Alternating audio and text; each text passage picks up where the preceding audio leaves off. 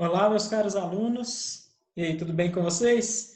Agora nós vamos fazer a correção das 8 atividades aí que eu deixei para vocês fazerem, né? Que eu indiquei, né? Para vocês fazerem no final do vídeo aí sobre São Tomás de Aquino. E para começar, nós já temos uma, né, pergunta aí sobre São Tomás. A primeira questão é a seguinte: para São Tomás, a filosofia e teologia são ciências distintas. Por quê? A. A filosofia se funda no exercício da razão humana e a teologia na revelação divina? Sim, né? Filosofia, né, está no campo aqui da razão. A teologia, né, no campo ali do estudo de Deus, né, da revelação divina. E São Tomás de Aquino, né, trata dessa relação dialética entre essas duas, né, disciplinas aqui, tá? Filosofia e teologia, né, como forma de uma, né, explicar ali a outra. Tá? Então são distintas, mas elas se correlacionam. Então aqui nós já temos a nossa resposta. A resposta do número 1 é a letra A. Vamos só ver então as outras, né? Por que elas estão erradas? Letra B. A filosofia é uma ciência complementar à teologia? Não. Né? Quem, né, tem essa associação mais de complemento é Santo Agostinho. Né? Santo Agostinho utiliza, né, a filosofia, a razão ali, né, como um complemento, né, como forma de explicar ali a teologia, né, mas não trata as duas ali como campos distintos, em patamares iguais, não. A filosofia nos traz a compreensão, na letra C, a filosofia nos traz a compreensão da verdade que será comprovada pela teologia? Não, também não. Tá? Essa compreensão aqui da verdade, ela, né, vem da junção das duas. Tá? E não uma mostra e a outra comprova, não. A revelação é critério de verdade, por isso não se pode filosofar. Tá? Também, né, não está correto, porque essa questão da revelação divina está, né, no pensamento de Santo Agostinho. Tá? Por isso que não se poderia, né, filosofar sobre essa revelação divina. Para São Tomás de Aquino, né, é preciso você filosofar, né, para alcançar, né, essa verdade, né, para ter essa revelação aí divina. E letra E, a teologia é a mãe de todas as ciências e a filosofia serve apenas para explicar pontos de menor importância. Não, né? A gente já viu que os filósofos trabalhavam como a filosofia sendo a mãe de todas as ciências. O Aristóteles ele faz, né, uma compilação ali, uma ordenação dos saberes, né, e trata a metafísica, né, um campo ali da filosofia, como sendo a disciplina, né, o campo de saber maior, né, que está além das compreensões físicas. O que São Tomás de Aquino vai fazer vai ser colocar a teologia acima, né, dessa metafísica. Tá? Mas ele não trata a teologia como mãe de todas as ciências, não. Então, a resposta número 1 é letra A. Questão número 2. São Tomás de Aquino demonstra a existência de Deus de 5 maneiras, que são conhecidas como 5 vias. Olha, então aqui está, né, trabalhando, né, o fundamento principal, né, o pilar da teoria do conhecimento de São Tomás de Aquino, que é as 5 vias, né, para explicar a existência de Deus, né, de forma racional. Então vamos lá. Pelo movimento? Sim, né, que é a primeira via, né, a via do motor. Deus como, né, o primeiro motor de todas as coisas. 2, pela causa eficiente? Sim, também, né? Essa está relacionada à via aqui do movimento, né? A causa eficiente é o porquê, né, desse movimento. Então, todos nós temos uma ação, né? Fazemos uma ação, temos uma causa eficiente. Terceiro, pelo contingente e pelo necessário, também está correto, né? Ou seja, pela forma com que nós fomos criados, né? Pela forma com que nós existimos, não só nós seres humanos, quanto, né, todas as coisas, né, do nosso mundo, sejam montanhas, mares, rios, árvores, pedras, enfim, né, todas as coisas. Ou seja, do contingente, do não necessário, né, de que Deus não precisa disso, né, mas Ele cria todas essas coisas, né, com uma função, né? Então, vamos lá. A 1, a 2 e a 3, correto. 4. Pelos graus de perfeição, também, né, está correto. Né? Os graus de perfeição, que ele vai, né, assimilar um pouco ali do que Platão escreveu. Né? Então, nós temos um parâmetro de comparação, né? E esse parâmetro de comparação é Deus, né? Que é o ser pleno, o ser máximo. Então, a partir dele, nós temos comparações de mais e de menos, de belo e de feio, né? Então, nós temos esse parâmetro, esse grau de perfeição que é Deus, né, como parâmetro. 5, pela ontologia. Não, em nenhum momento, né, ele explica aqui, né, pela ontologia, que seria o estudo ali, né, da metafísica com a religião, tá? Mas não de forma, né, racional. Ele explica essa existência a partir, né, do que? A partir das experiências, né, do nosso mundo real, né, do mundo sensível. 6, pela finalidade do ser.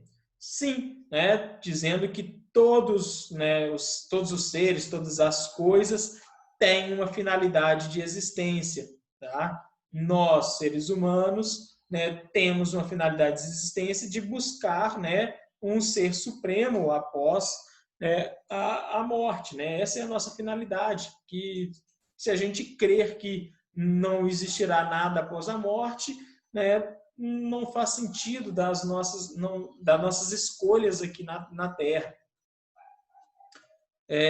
Então, nós temos aqui, ó, a 7 pela contingência dos entes.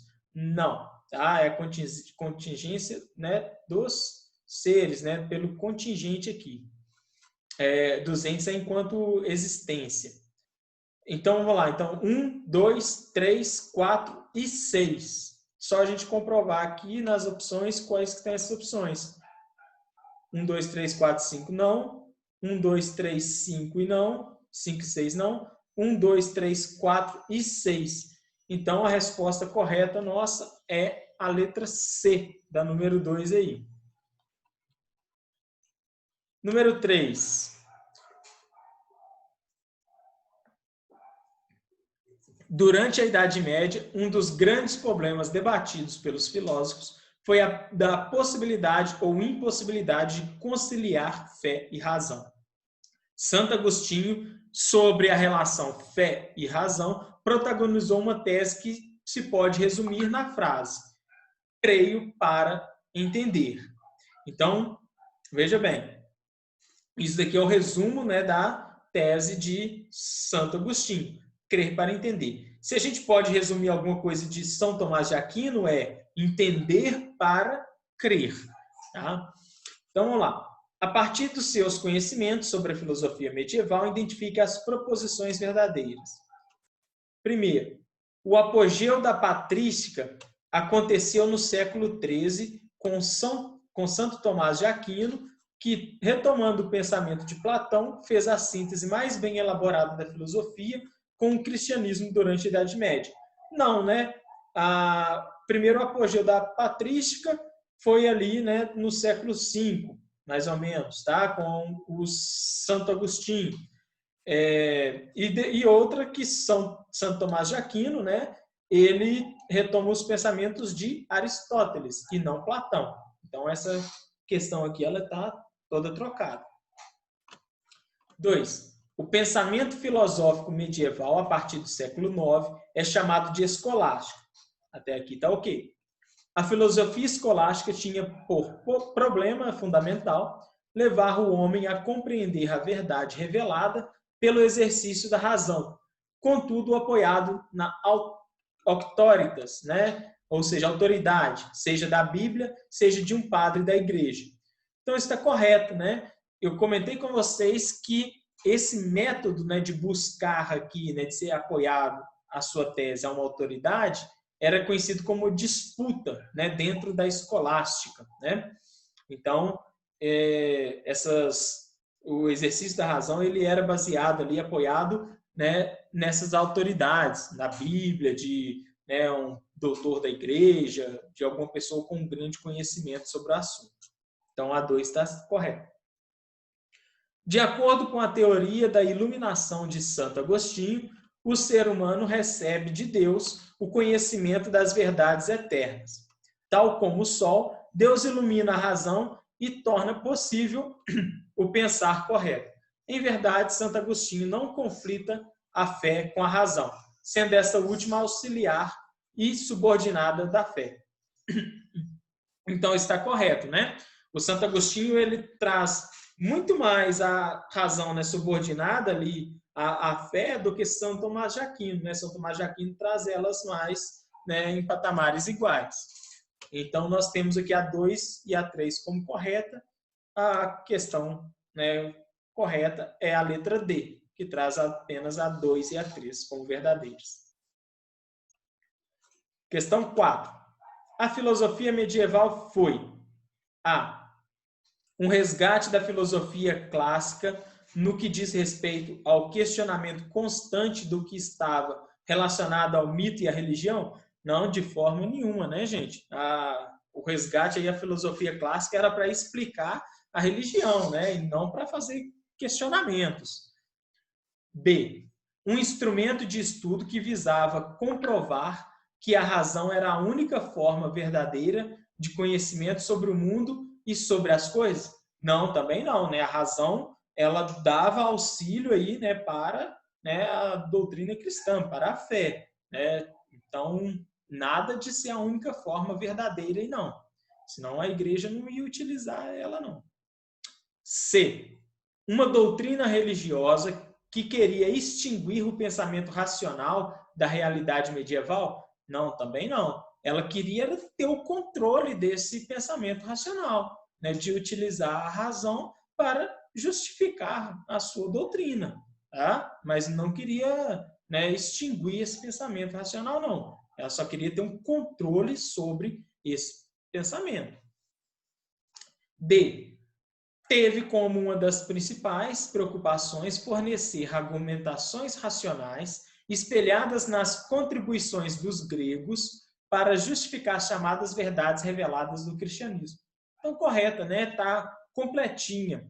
Tá? Inclusive, né, muitas vezes, quando as questões são mais objetivas, né, dessa forma, geralmente as questões verdadeiras são aquelas maiores, tá? Porque quando você quer, né, produzir uma questão falsa, você retira um argumento, né, você modifica ali um argumento, então tem como você compactar essa resposta.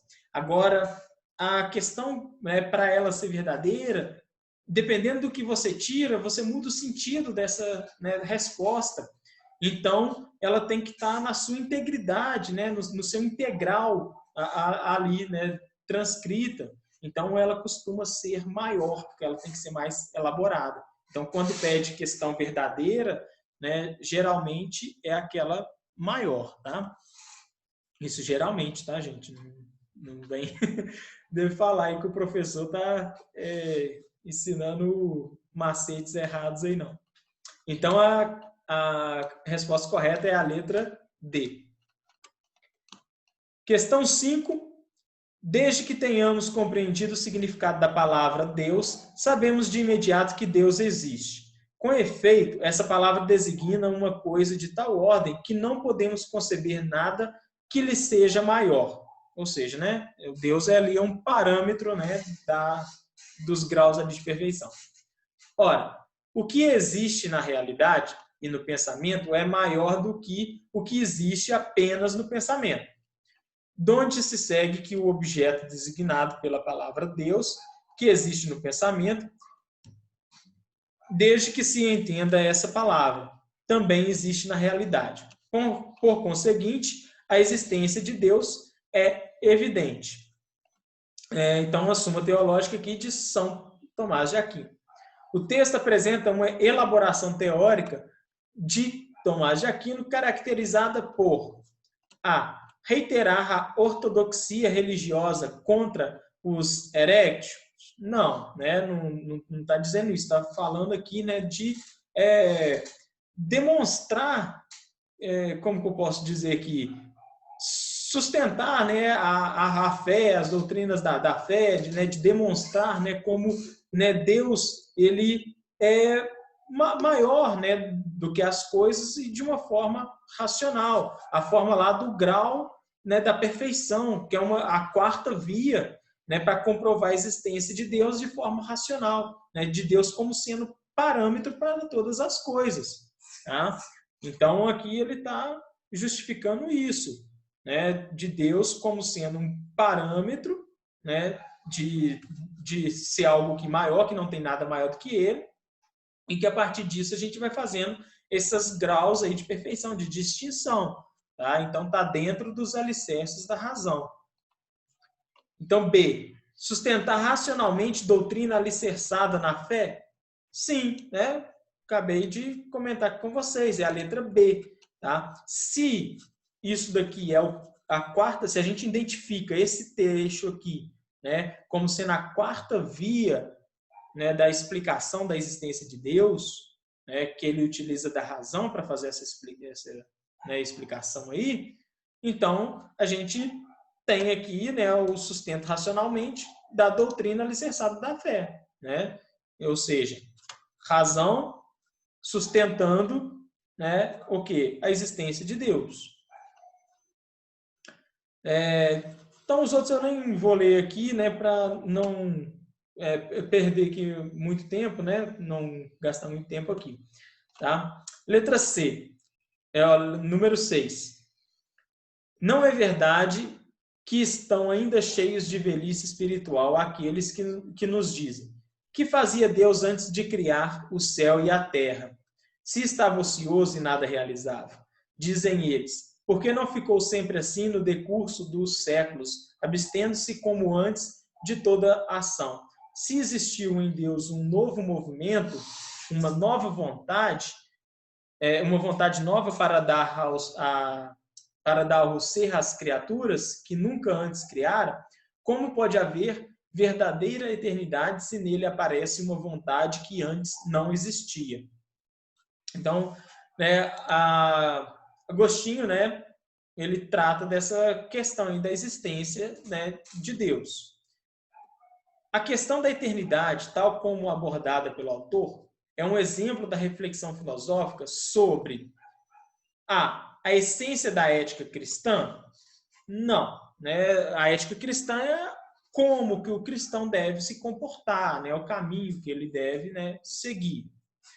Natureza universal da tradição também não está relacionado com isso. Está falando da questão da eternidade de Deus, né? Que é maior do que a nossa compreensão. É isso que ele está, né, dizendo, que ele está questionando aqui, né, que as pessoas estão questionando, né, o que Deus fazia antes de criar tudo, né? Está além da nossa compreensão. Então, C, certezas inabaláveis da experiência, também, né, não tem nada relacionado a isso. E D, a abrangência da compreensão humana. Então, aqui está a nossa resposta, tá? Que esse fragmento desse texto está discutindo exatamente isso, tá? Que Deus, ele é maior do que a nossa capacidade, né, de compreensão, do que o nosso intelecto. Por isso que, né, Deus, a gente só consegue fazer essas compreensões por meio de revelações divinas, né? Quando a gente chegar no reino dos céus, tá? Aqui na Terra, nós não conseguiríamos compreender, né, esses questionamentos, né? Por que Deus não criou nada, né, antes, né? Ou por que ele continua sem criar nada? Né? São coisas que estão além da nossa compreensão. Então, a resposta da número 6, letra D. Questão 7. Ora, em todas as coisas ordenadas a algum fim, é preciso haver algum dirigente, pelo qual se atinge diretamente o devido fim. Com efeito, um navio que se move para diversos lados pelo impulso dos ventos contrários não chegaria ao fim de destino se por indústria do piloto não fosse dirigido ao porto. Ora, tem o homem um fim, para o qual se ordenam toda a sua vida e ação. Acontece, porém, agirem os homens de modos diversos em vista do fim, o que a própria diversidade dos esforços e ações humanas comprova. Portanto, precisa o homem de um dirigente para o fim. Então, aqui São Tomás de Aquino, né, tá trabalhando o conceito ali da quinta via, né, a via da finalidade, dizendo que, né, existe um fim ordenado, né, para todas as coisas, tá? Então, o navio, por exemplo, ali, né, é graças ao intelecto, né, do piloto que vai dirigir ele, né, até o porto. Se deixasse ele, né, livre, nunca iria chegar, né, iria para baixo e para cima ali no mar, ou iria encalhar, enfim. Tá? Então, para todas as coisas também existe, né, um ser superior, né, um ser inteligente superior para dirigir todas as coisas.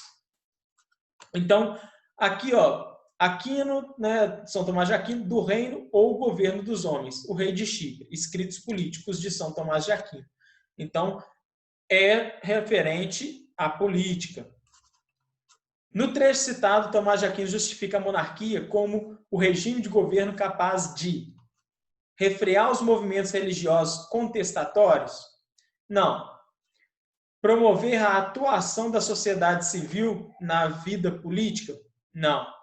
Porque não está dizendo para integrar todo mundo, não está falando aqui, né, que é o piloto juntamente com os marujos, né, e todo mundo que vai guiar. Está falando que é o piloto, é um ser, né, que vai, né, guiar todo esse navio. Então é o rei que vai guiar, né, todos os seus súditos ali para, né, um bem comum. Então, letra C, unir a sociedade tendo em vista a realização do bem comum? Sim, tá? É algo que os contratualistas, né, que a gente vai ver na próxima aula, vão dizer, né, que o homem dentro de uma sociedade ele deve abdicar, né, de certas liberdades, né, para conseguir viver, né, pacificamente ali dentro, né, daquela sociedade, né, e a figura do rei seria aquele que iria gerenciar, né, o bem comum de todos os homens ali. Tá? Então seria um contrato assinado entre as pessoas que querem viver dentro daquela sociedade, né, e os seus governantes ali, e o rei. Então, eu comentei também com vocês, né, a respeito, né, desses escritos políticos de São Tomás de Aquino, né, dessa finalidade. E no último parágrafo sobre São Tomás de Aquino da apostila, também faz uma referência, né, sobre essa finalidade do Estado, da monarquia. Tá? O São Tomás de Aquino ele ainda, né, trabalha a monarquia, né, de forma temperada, tá? Do rei tendo o auxílio ali de alguns conselheiros. Então vamos pular aí para 8 para finalizar aqui. Se os nossos adversários que admitem a existência de uma natureza não criada por Deus, o sumo bem, quisessem admitir que essas considerações estão corretas, estão certas, deixariam de proferir tantas blasfêmias como a de atribuir a Deus tanto a autoria dos bens quanto dos males, pois, sendo ele fonte suprema da bondade, nunca poderia ter criado aquilo que é contrário à sua natureza. Tá? Isso aqui é algo que eu comentei com vocês na aula de Santo Agostinho, tá? Dizendo que Deus, né, sendo pura bondade, não pode ter criado o mal, que era o que muitas pessoas questionavam, né? Por que existia o mal, né? Sendo que Deus, né, era o bem, né? Então ele criou o mal também, né? Sendo que Deus criou todas as coisas. Mas não, né? O mal ele parte ali, né, do livre-arbítrio ali das pessoas. Deus enquanto, né, ser puro de bondade, nunca poderia ter criado o mal. Tá? Então, esse argumento de que as pessoas utilizam, ele é refundado, né? Uma teoria refundada aí refutada, né? Refundada não, refutada por Santo Agostinho. Então, lá. O surgimento do mal é anterior à existência de Deus? Não, né? Nada é anterior a Deus, né? Deus surge, né? Se auto cria ali, então, né, inclusive o conceito de tempo. Então, não existe nada antes de Deus, tá? O mal, enquanto princípio ontológico, independe de Deus. Também não, né? Porque nada é separado, né, de Deus. Deus apenas transforma a matéria, que é, por natureza, má. Não é isso. Inclusive, né, matéria não tem qualidades, né? Matéria é só o físico, né? Somente matéria da natureza. Por ser bom, Deus não pode criar o que lhe é oposto, o mal, né? Então, aqui é a resposta. Por ser bom, Deus não pode criar o que lhe é oposto, o mal. Então, Deus não consegue, né, criar o mal, não cria o mal, tá? E a letra E, Deus se limita a administrar a dialética existente entre o bem e o mal, tá? Isso daqui é uma relação, né, do maniqueísmo, tá? Dessa dualidade das coisas no mundo, né? Se tem bem, tem o mal, se tem luz, tem trevas, e assim por diante.